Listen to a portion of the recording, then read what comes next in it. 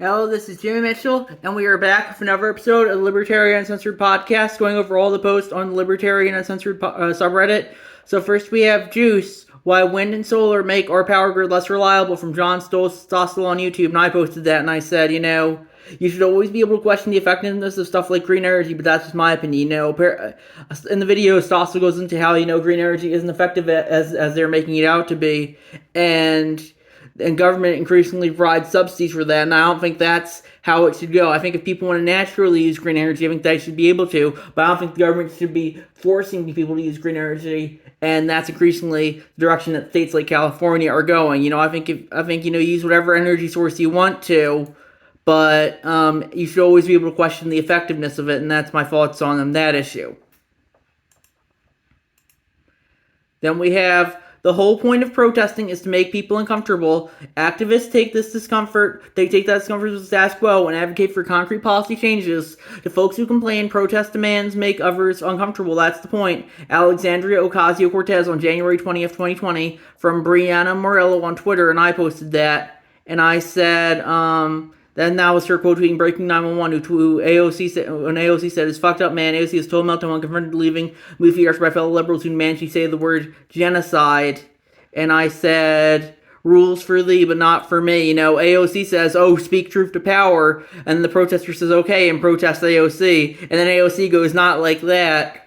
That just goes to show you that, some people always want to protest authority, but when they become authority, suddenly they don't want to be protested anymore. And that's my thoughts on that issue.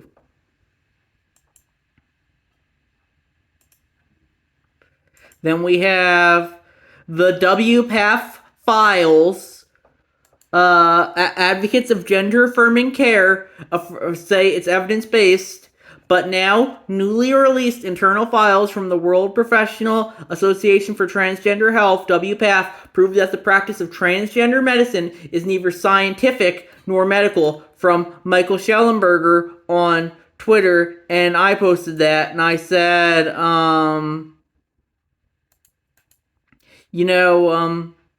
let's see, I'm trying to scroll down to my comment here, there it is. The problem for me is that you can't question whether it's effective or not without getting shut down for it. You should always be willing to debate your position and be willing to concede that they might be wrong. And this is definitely a topic where it's increasingly hard to do so.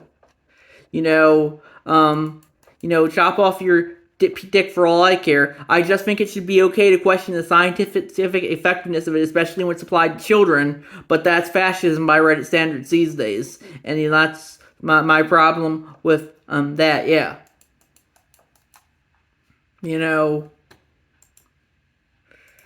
Ultimately, I don't want to enforce my morality on people. I think if people want to do it, they should be able to. I just personally don't think children can consent to it, and that, you should be able to question the scientific effectiveness of it. That's my thoughts on that issue. Then we have, Florida lawmakers are close to passing a bill preempting civilian oversight of police, from news.wfsu.org by Kage blah blah blah. And yeah, I definitely don't think that's good. I think we need to hold the state and the police accountable, and I definitely think this law would go against that. Then we have, court rules Florida's Stop Woke law restricting business diversity training is unconstitutional, from abcnews.go.com by Kage blah blah blah. And I guess I would agree with that. I don't really care for all the modern diversity training they have. I think that's mostly just pushing propaganda on people. With that being said, I think if a private business wants to do it, I think they should be able to. And that's my thoughts on that issue. Then we have Independent Senator Kirsten Sinema of Arizona says she won't seek re-election, avoiding freeway race, from WSBTV.com. And I posted that, and I said, sad, it's always nice to see non-duopoly politicians in government positions. Sinema, I don't think she was quite that independent. I think she agreed with the Dems like 90% of the time, but I respect how she went independent and left the duopoly, even though she was owned by the same elites that own the rest of the politicians. At the very least, she descended from her party, and I respect that for her, even though, I do like how she left the party, and yeah, that's my thoughts on that issue. Then we have no taxpayer-funded sex parties from Mike Lee on Twitter, and I posted that. And that was him quote tweeting Libs of TikTok tweeted the Senate Appropriations Committee released a spending bill, with it being voted on tomorrow. It includes $1 million of your tax dollars go towards renovating an LGBTQ center in PA, which boasts rooms to try BDSM and sex fetishes and host BDSM and sex kink parties. There's even a kink party happening there this weekend. And yeah, my thoughts on that are, the government looks like the government will really throw money at anything. It looks like, ultimately, I think if people want to do voluntary taxation, want to fund the LGBTQ centers for voluntary taxation, I think they should be able to. But I don't think they should be forced to do so. It's the same reason I wouldn't want them to fund with a taxpayer-funded church, because some people might disagree with the church, and it's the same way that some taxpayers might also disagree with LGBTQ, and that's my thoughts on that issue. People shouldn't be forced to fund things that they might disagree with. It's like how the U.S. like how a lot of taxes fund U.S. bombs. A lot of people don't like the U.S. constantly bombing countries, but I don't think so. That's why I don't think taxpayers should be forced to fund that if they don't want to.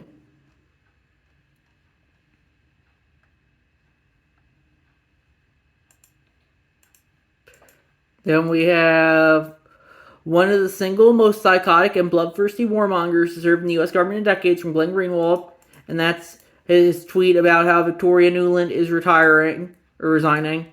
And I said, glad to see she's leaving, but nothing is really going to change. She's pretty much the female John Bolton, constantly promoting foreign interventionism and getting the U.S. involved in seemingly every conflict in the world.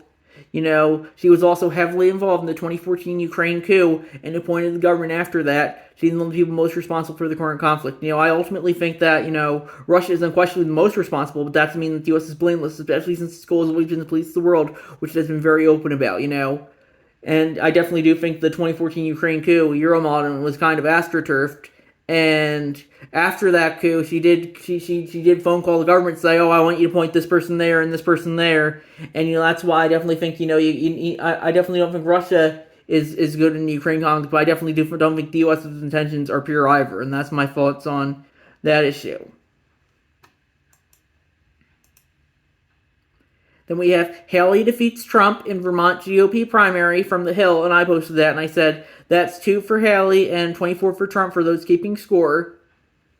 Then we have Nikki Haley to end presidential campaign, handing GOP nomination to Trump from NBC News, and I posted that, and I said, at least she took Vermont and D.C. Then we have Biden loses American Samoa caucus to Jason Palmer from Politico, and I posted that. And I said, never heard of the guy prior to this morning, but congrats to him. Biden also lost the American Samoa Caucus in 2020 to Michael Bloomberg. That was the only contest that he won the cycle. Final vote was 51 for Palmer to 40 for Biden. That's 18 wins for Biden to 1 for Palmer for those keeping score. Also in Dem primary news, looks like Dean Phillips is dropping out and endorsing Biden. So it looks like it's going to be another Trump-Biden election again, which, it's kind of sad. But, that's what the voters want. And I guess if they want to do that, that's why I personally really don't care for democracy, but that's, so we need to have people govern themselves rather than let senile people who can't run an Arby's govern them. But if people want to do that, I guess, people justify, and I guess that's on them.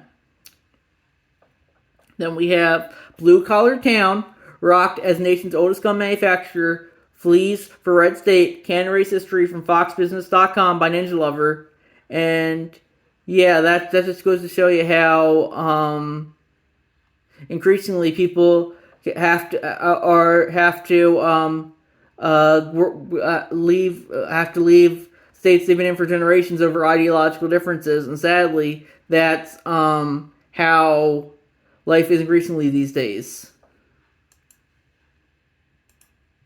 Then we have Chinese police officers may soon be patrolling the streets of Hungary from telex.hu by Kaya Kaya blah blah blah. And they added, for the conservatives who love Orban, how long before Trump and MAGA clown world embraces Chinese police in America? Why the love for yet never authoritarian shit stain? And I said probably not long before they were patrolling streets of the U.S. as well at the rate we were going. The fact that the Chinese overseas police stations are already a thing is definitely not a good sign. So, I definitely don't think that's good, I don't think China should be policing the world, just like I don't think the U.S. should be policing the world. And that's my thoughts on that issue.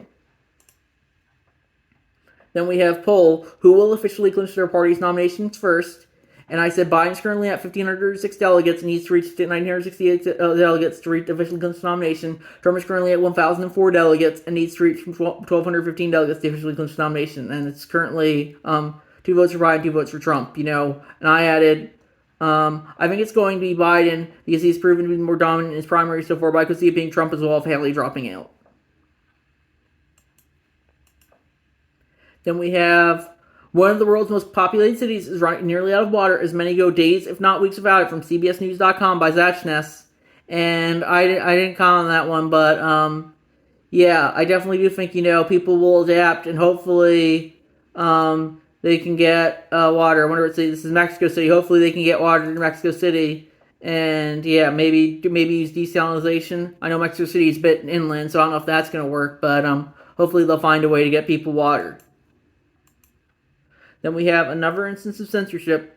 And I posted that. I said, looks like the Fred calling me out from earlier today was censored. I don't really care for being called out, but I should stand by my assertion that all censorship is wrong, especially since the word the brand itself is uncensored. And I agree with that. Ultimately that's why I posted, so I'll probably should agree with that. But ultimately I do want to be people to hold me accountable if they feel like it. Just like how people, AOC says, hold the government accountable, but don't hold me accountable. And I personally think you should hold me accountable if you want to, and that's the difference between me and her, I would say. Then we have North Carolina, GOP candidate wants to go back to the America where women couldn't vote, from RollingStone.com by Kage blah blah. And they added Mark Robinson, the Republican candidate from North Carolina's gubernatorial election, said he wanted to go back to a time where women couldn't vote. I definitely would agree, and I don't agree with that. It just goes to show you how people can always manage to say stupid sound bites, and that they always manage to catch on in the age of super social media, I would say. And we'll probably be going over something else a stupid GOP politician said in the next week, I would say. It's always something with they're saying stupid. Just like how, and I don't think the Dems are too much better on that front, I would say. Everyone can have some stupid stuff they believe, I guess, but ultimately, I think social media is a good example of why you should probably be keeping your thoughts to yourself, if you ask me. Then we have, after a legal battle, township tears down garage built without authorization from LevittownNow.com across post from the r/law subreddit. And Patan13 said, oh boy, soft-sits are crazies. Looking at the Zillow listing, the Google Maps overview, and the pics on the article, I guess the problem the town had was that the path leading to the garage likely interacted in some way with the nearby road and or intersection, creating a traffic hazard. And I said, yeah, I can always count people like you to decide the state when it really matters.